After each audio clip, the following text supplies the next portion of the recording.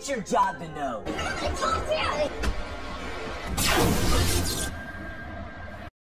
Welcome dear awkwards. आज मैं आपको एक मजेदार मूवी के बारे में बताने जा रहा हूँ जिसका नाम है बियॉन्ड द ट्रैक। मूवी की शुरुआत भविष्य में होती है जहाँ पैदा होने वाले बच्चों को अपने हिसाब से रंग रूप दिया जा सकता है और आम इंसानों से ज्यादा अच्छा और बेहतर बनाया जा सकता है। ऐसे बच्चे बहुत लोग बनवाते हैं। ये बच्चे बचपन से बहुत होशियार, ताकतवर हैं और साथ ही अपनी भावनाओं को काफी अच्छे से काबू भी कर पाते हैं। लैब से बनाए ये सभी इंसानों का सबसे बेहतर रूप है और इनको जेसी इंसानों के नाम से जाना जाता है। इनका नाम जेसी एक ग्रैंड क्रेस्टलाइंस कंपनी के नाम पर रखा गया है और इसी कंपनी ने इन सभी को बनाया भी है। अब पृथ्वी के पर्यावरण में काफी खतरनाक बदलाव आ रहे हैं और इसकी वजह से अंतरिक्ष में जाकर कोई हल ढूंढना जरूरी बन चुका है। इसलिए जेसी इंसानों को अंतरिक्ष में भेजा जाता है। अब टेलियोस नाम का एक अंतरिक्ष यान दिखाया जाता है जिसमें जेसी लोगों का एक ग्रुप है और उन सभी का लीडर कमांडर लिंडन भी है। वो शनि ग्रह के पास पहुंचकर अपनी लंबी नींद से जागते हैं। उनका मिशन ये पता लगाना है कि शनि ग्रह के चांद पर भेजे एट्रोमिटोस नाम के अंतरिक्ष यान के साथ क्या गड़बड़ी हुई है। जब जेसी लोगों को एट्रोमिटोस मिलता है तो वो देखते हैं कि उस यान में तो छेद हो रखा है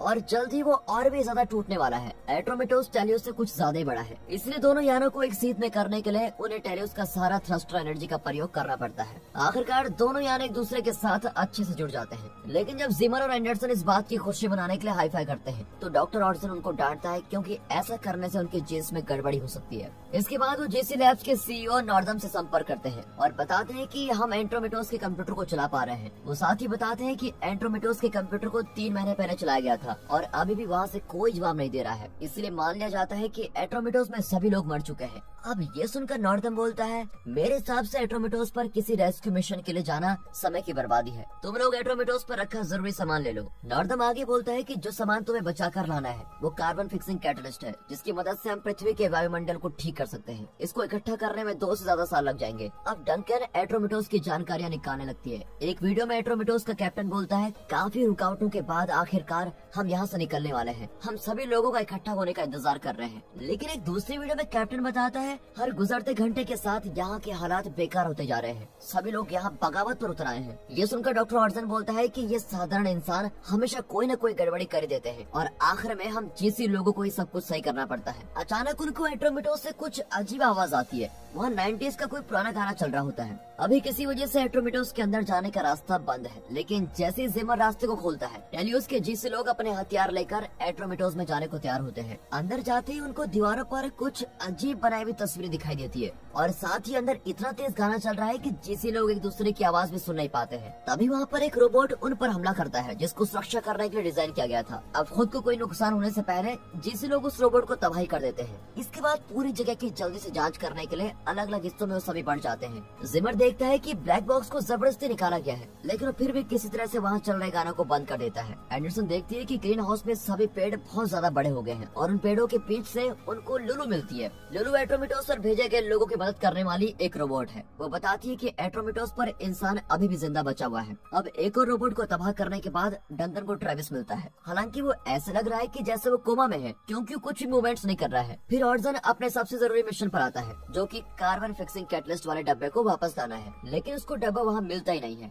इसके कुछ देर बाद सभी इकट्ठा होते हैं। एट्रोमिटोस का चीजों को ढूंढने वाला ट्रैकिंग सिस्टम खराब हो चुका है और पूरे एट्रोमिटोस को स्कैन करने पर भी उनको कार्बन कंपाउंड नहीं मिलता। वहाँ सिर्फ ट्रेविस और ग्रीन हाउस में उगने वाले पेड़ पौधों का ही डीएनए बचा हुआ है। ट्रेविस यहाँ एक जूनियर इंजीनियर है और उसकी फाइल की जांच करने पर ट्रेविस के बारे में ज्यादा कुछ खास पता नहीं लगता। यहाँ तक कि उसको फौज की ट्रेनिंग भी नहीं दी गई है। अब डॉक्टर ऑर्डसन बताता है कि शरीर को देखने से तो ट्रेविस बिल्कुल बढ़िया लग रहा है, लेकिन उसके दिमाग में काफी गड़बड़ियाँ चल रही है। हो सकता है कि किसी बड़े हादसे की वजह से उसके साथ ऐसा हुआ हो। अब लिंडन ट्रेविस से बात करने की कोशिश करता है, लेकिन उसको कोई जवाब नहीं मिलता। इसीलिए वो ट्रेविस की जिम्मेदारी डंकन को दे देता है, क्योंकि डंकन ने मनोविज्ञान में पीएचडी की है। लुलू भी कोई मदद नहीं कर सकती क्योंकि एट्रोमिटोस की तरह लुलू की सभी यादें उसकी मेमोरी से खत्म कर दी गई है। इस सब के दौरान एंडरसन को नॉर्दम का एक मैसेज मिलता है जिसमें पूछता है, क्या तुम लोगों को कार्बन फिक्सिंग कंपाउंड मिला? वैसे मैं तुम्हें बताना चाहता हूँ कि तुम कुछ समय तक यहाँ पर फंसे रहने वाले हो, इसलिए मैं चाहता हूँ कि तुम इस समय का अच्छे से इस्तेमाल करो। अब जिमर को ये सुनकर बड़ा अजीब लगता है।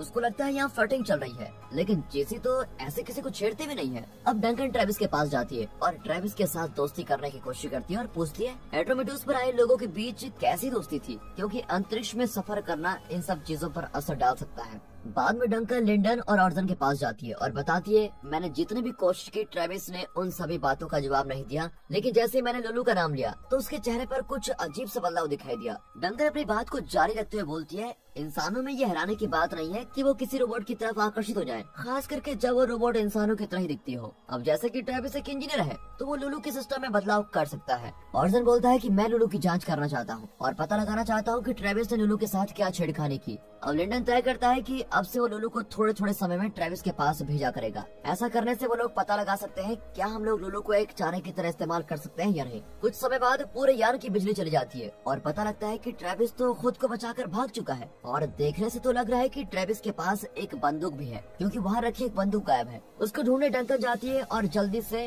वो खुद को ट्रेविस की बंदूक के निशाने पर पाती है। इसलिए डंकन प्यार के साथ ट्रेविस से बात करने की कोशिश करती है, लेकिन जैसे वो ट्रेविस को काबू करने वाली होती है तभी वहाँ लिंडन आ जाता है और धमाके से ट्रेविस की बंदूक को नीचे कर देता है। फिर ट्रेविस को दोबारा बंदी बनाया जाता है। डंकन लिंडन से बोलती है, तुम बीच में क्यों आए, तुम्हें मेरे तरीकों पर शक है क्या? लेकिन लिंडन डंकन को बोलता है, तुम ज्यादा दिमाग न लगाओ और हमारे मिशन के हिसाब से काम करो। इस सब के दौरान एंडरसन जिमर को बताती है, मैंने इमरजेंसी लाइट्स को चलता हुआ देखा है। जिमर एट्रोमिटोस की मौज मस्ती वाली वीडियोस देखता है और उसको पता लगता है कि एट्रोमिटोस के लोग रोबोट्स की खतरनाक लड़ाइयों को देखना पसंद करते हैं। जिमर बोलता है, ये बिल्कुल आम है, सामान्य इंसान ऐसे ही होते हैं, उनको लड़ाइयाँ देखना बहुत पसंद है। लेकिन एंडरसन को ये वीडियो बहुत ही बेहुदा लगती है और वो बोलती है, तुम इस बेकार वीडियो को बंद कर दो। फिर एंडरसन अपनी जैकेट उतारते हुए बोलती है, यहाँ एसी के बिना कितनी गर्मी हो गई है। ऐसा होता देखकर जिमर को थोड़ा अजीब महसूस होता है। हालांकि एक जीसी इंसान होने के नाते उसको ऐसा कुछ महसूस नहीं होना चाहिए। कुछ ही देर में जिमर सिस्टम को ठीक कर देता है और उनको नॉर्दर्न का मैसेज आता है, जिसमें वो बोलता है कि तुम्हारा सबसे जरूरी मिशन कार्बन फिक्सिंग कंपाउंड को लाना है और बाकी सभी चीजें बाद की बात है। डंकन एक और बार दीवार पर बनी ड्राइंग्स को देखती है और एक बार फिर ट्रेविस के पास पहुंच जाती है।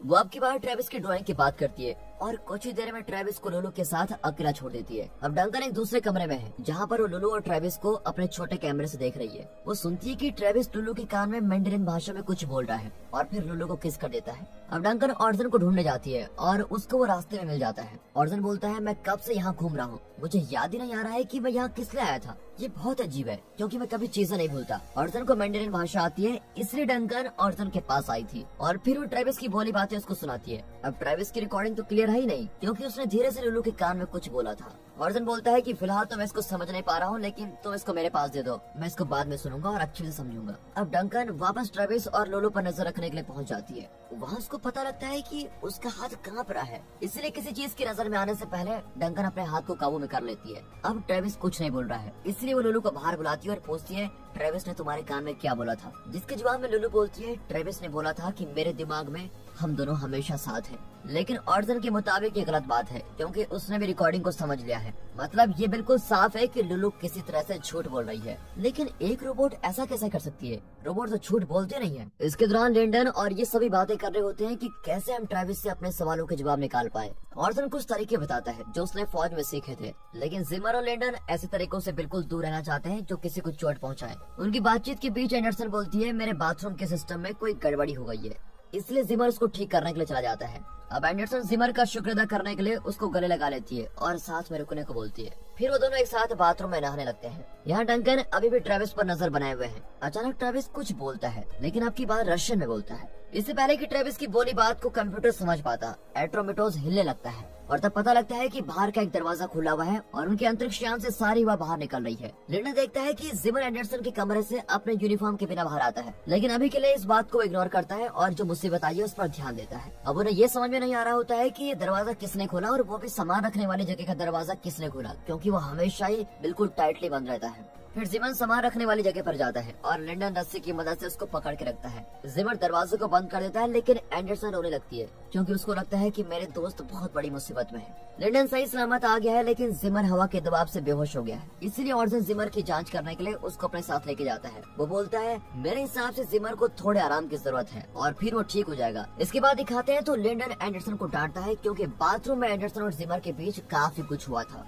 वो एंडरसन को बोलता है तुम्हें याद रहना चाहिए कि सेक्स वगैरह हम जैसे इंसानों के लिए बिल्कुल नहीं बना है। इस सब के दौरान डंकन ऑर्जन से पूछती है क्या कोई रोबोट झूठ बोल सकता है, जिसके जवाब में ऑर्जन बताता है कि रोबोट्स को किसी सवाल का झूठा जवाब देने के लिए प्रोग्राम किया जा सकता है, लेकिन वो अपनी मर्जी से झूठ नहीं बोल सकते। वैसे मैंने जब लुलू की जांच की थी तब ऐसी कोई प्रोग्रामिंग मुझे उसमें नहीं दिखी। डंकन वापस कंप्यूटर पर जाती है ताकि ट्रेविस की बोली रशियन बात को समझ सके।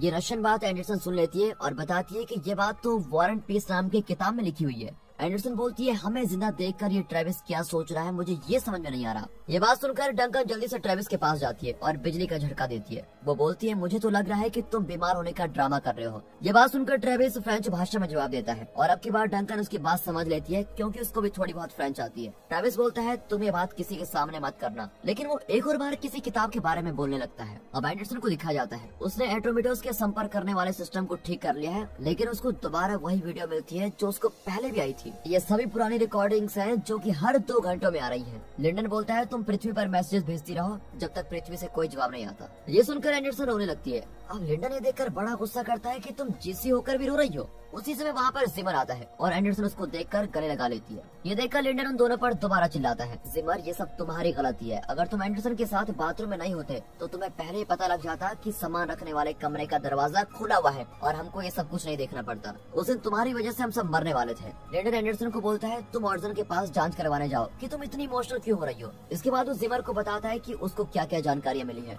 वो बोलता है पहले साल तो एटोमिटोस में जानकारियों का रिकॉर्ड अच्छे से रखा गया था, लेकिन समय के साथ साथ जानकारियों का रिकॉर्ड खत्म होता गया और अब तो ऐसा लग रहा है कि सभी जानकारियों को जहन्नुम में छुपा दिया है। दूसरी तरफ ऑर्जन एंडरसन की जांच कर रहा होता है, लेकिन उसको कुछ भी गड़बड़ी नहीं मिलती। एंडरसन पूछती है ऑर्जन क्या तुम्हें आजकल कुछ अजीब महसूस हो रहा है, लेकिन अलग महसूस होते हुए भी ऑर्जन जवाब में ना बोल देता है। यहाँ डंकन ट्रेविस की फ्रेंच में बोली बात की जांच कर रही है और ये एक फ्रेंच कलाकार की बोली बात होती है। इसके बाद वो दीवार पर बनी ड्राइंग्स को यूवी लाइट्स डाल के देखती है और उसको ड्राइंग्स में छुपा मैसेज समझ में आ जाता है। इसके बाद वो पुरानी जानकारी को देखती है और जब लिंडन उसके पास पूछने आता है कि अब तक उसको क्या पता लगा है तो डंकन बोलती है एट्रोमिटोस कभी भी खतरे में नहीं था। हमारे आने से कुछ समय पहले ही ट्रेविस एट्रोमिटोस को टाइटन चांद के पास लेके गया था और जांच करने पर डंकन को पता लगा है कि कार्बन फिक्सिंग कैटलिस्ट को लेकर एट्रोमिटोस के लोगों में बहस हो गई थी और इसी वजह से डंकन बोलते हैं कि मुझे लगता है नॉर्दन ने जो कैटलिस्ट के बारे में बताया है वो सच है ही नहीं या फिर आधा अधूरा है। इसके बाद डंकन दीवार पर बनी ड्राइंग्स का खुफिया मैसेज देखती है। वो पानी जैसी किसी चीज का केमिकल फॉर्मूला है और एक ऐसा केमिकल जो बाहर की चीजों के साथ जल्दी से जुड़ जाता है।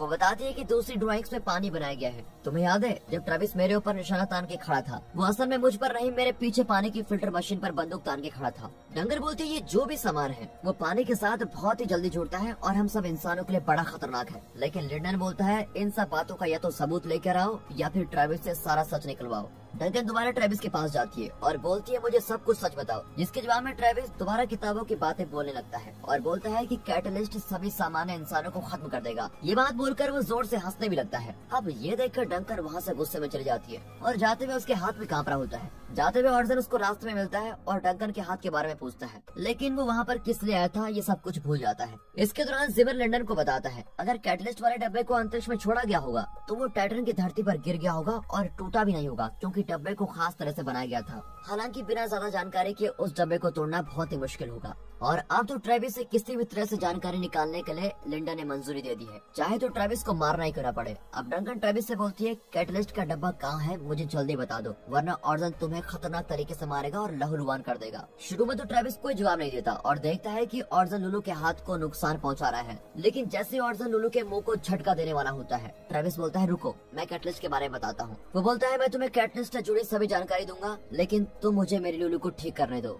दूसरी तरफ दिखाते हैं तो जिमर दोबारा एंडरसन के करीब आने की कोशिश करता है, लेकिन अब की बार एंडरसन उसको पीछे धकेल देती है ताकि वो अपने मिशन पर ध्यान दे सके। तभी जिमर बोलता है मुझे मिशन से कुछ लेना देना नहीं है, मैं थक चुका हूँ, मुझे किसी और की बातों के हिसाब से चलना बिल्कुल पसंद नहीं है। मैं सच बोलूँ तो मैं अपने काम पर भी ध्यान नहीं दे पा रहा हूँ, क्योंकि मैं हमेशा तुम्हारे बारे में सोचता रहता हूँ। फिर जैसे ही जिमर एंडरसन को कुछ इमोशनल बातें बोलता है तो एंडरसन रोती है और जिमर को किस करने लगती है। लिंडन ने सब कुछ देख लेता है कि ये दोनों तो दोबारा से मूड बनाने लगे हैं। वो जाकर दोनों को अलग करता है और जिमर से लड़ाई करने लगता है, लेकिन ऑर्जन आकर उनको रोकता है और ट्रेविस से मिली जानकारी के बारे में उन्हें बता देता है। फिर ट्रेविस की बताई जानकारी की मदद से वो कैटलिस्ट वाले डब्बे की जगह का पता लगा लेते हैं, लेकिन उनको वहाँ कुछ भी नहीं दिखाई देता। लिंडन बोलता है मैं और जिमर जिमर नीचे जाकर डब्बे को वापस लेकर आते हैं। इसके दौरान डंकन लुलू को ठीक करने वाले सामान को लेकर ट्रेविस के पास जाती है और सवाल जवाब करती रहती है। वो बताते हैं, मैंने लाशों और कार्गो डब्बों को नीचे टाइटन में भेजा था और मैंने ही लुलू और एट्रोमिटोस की मेमोरी को खत्म किया था, लेकिन मैं खुद को मार नहीं पाया। वो आगे बताता है कि यहाँ पर हुई गड़बड़ी को मैं भी भूल नहीं पा रहा था, इसलिए मैंने सभी गड़बड़ी को दीवार पर ड्राइंग करने की सोची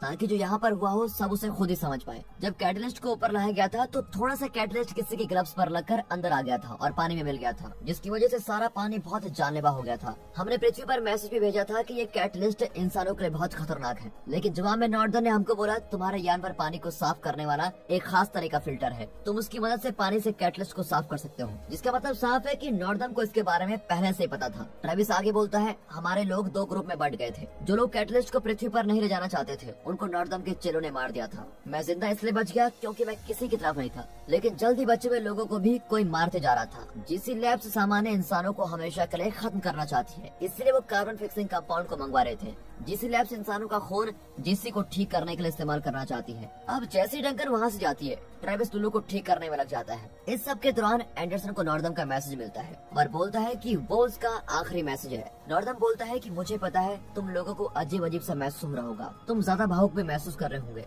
सभी जीसी लोगों के डीएनए में ट्रैकिंग कोड है जो कि हमेशा एक जैसे रहना चाहिए, लेकिन अब तुम लोगों का डीएनए बदलने लगा है और इसको ठीक भी नहीं किया जा सकता। पृथ्वी ज्यादा गर्म होने लगी है और जैसे कि ट्रेविस ने बताया कि इंसानों को मारा जा रहा है, तुम लोग भी कुछ घंटों में पागल हो जाओगे। अब ऑर्सन, एंडरसन और डंकन इस बारे में बैठकर बात कर रहे होते हैं और ऑर्सन बोलता है, हम ट्रेविस के खून से खुद को ठीक कर सकते हैं, लेकिन ऐसा करने से ट्रेविस ही मारा जाएगा। ये बात सुनकर डंकन बोलती है, हमें कुछ भी करने से पहले जिमर और लिंडन के वापस आने का इंतजार करना चाहिए। थोड़ी देर बाद डंकन देखती है कि ऑर्सन ट्रेविस का खून निकालने के लिए चुपचाप सामान निकाल रहा है। इस वजह से डंकन को अपनी बंदूक ऑर्सन पर ताननी पड़ती है। फिर ये कर वो अपने दोस्तों के वापस आने का इंतजार करती है। 16 घंटों बाद जिमर और लिंडन वापस आते हैं, लेकिन आते ही वो दोबारा झगड़ने लगते हैं। बाकी के लोग उनको अलग करते हैं। वे बताते हैं कि कार्गो बिल्कुल सही सलामत है और इसके बाद वो जरूरी बातचीत करने में बैठ जाते हैं। फिर वो वोट करते हैं कि अब क्या करना है। जिमर और एंडरसन खून लेने के खिलाफ हैं, लेकिन आखिर में डंकन, लिंडन और ऑर्सन का साथ देने को तैयार हो जाते हैं। वो 5 लोगों की मौत की जगह एक इंसान की कुर्बानी देने को तैयार है। जब ऑर्सन ट्रेविस का खून लेने के लिए जाता है,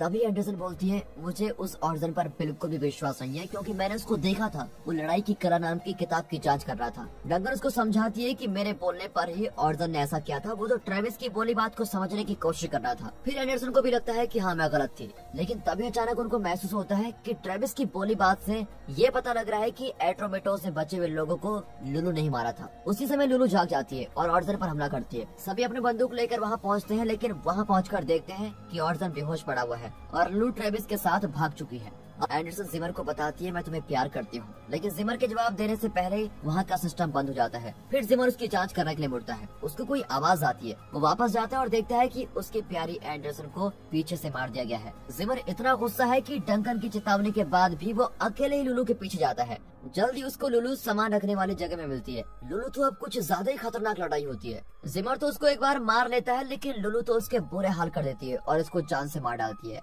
अब डंकन को ट्रेविस ढूंढ लेता है और पीछे से हमला कर बेहोश कर देता है, लेकिन तभी पीछे से लिंडन उस पर हमला कर देता है। और जब लुलू वहाँ पर आती है, वो डंकन के पास से गुजरती है और उसको लग रहा है कि डंकन बेहोश पड़ी हुई है, लेकिन असल में ये तो लुलू को फंसाने के लिए एक जाल था। लिंडन ने ट्रेविस को पकड़ा हुआ है ताकि वो लुलू को काबू कर सके। फिर वो और डंकन मिलकर जहाज के बिजली वाले सिस्टम पर हमला करते हैं। ऐसा करने से लुलू के ऊपर बिजली गिरती है और वो जलकर टूटने लगती है। इसके बाद लिंडन ट्रेविस को मारने के लिए तैयार हो जाता है और ट्रेविस को बहुत भला बुरा भी बोलता है, क्योंकि ट्रेविस ने लुलू में बदलाव किए थे। लेकिन ट्रेविस बोलता है, मैंने ऐसा कुछ भी नहीं किया। ये सुनकर डंकन अपना फैसला बदल लेती है। वो ट्रेविस पर हमला करने की जगह लिंडन को ही जान से मार डालती है। अब डंकन बताती है कि जिसे इंसानों में आई गड़बड़ी 97% लोगों में आई है, लेकिन मैं बचे हुए 3% लोगों में से एक हूँ और इसी की वजह से मेरे अंदर कोई बदलाव नहीं आया। डंकन ने ट्रेविस को इसलिए जिंदा छोड़ा क्योंकि लुलू में बदलाव उसने नहीं किए थे। वो जानना चाहती थी कि लुलू ने खुद में बदलाव कैसे किए और कैसे वो झूठ बोल पा रही है। ट्रेविस बताता है कि लुलू चाहती थी कि मैं और वो एक दूसरे के पास आ सकें, इसीलिए उसने खुद में बदलाव किए थे,